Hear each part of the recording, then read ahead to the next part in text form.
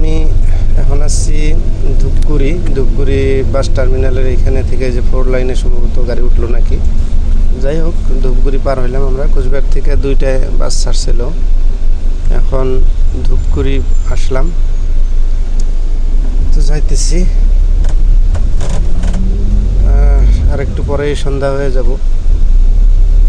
তো যেতে যেতে আপনাকে জানাবো কীভাবে বাস জার্নি কীরকম লাগলো, কী সমাচার। দেখেন কি সুন্দর বাসের মধ্যে আছি।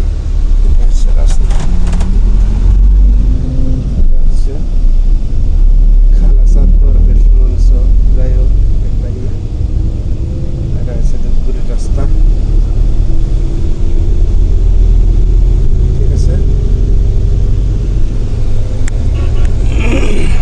আমি এখন এই মুহূর্তে আসছি ধূপগুড়ি জাস্ট ক্রস করলাম।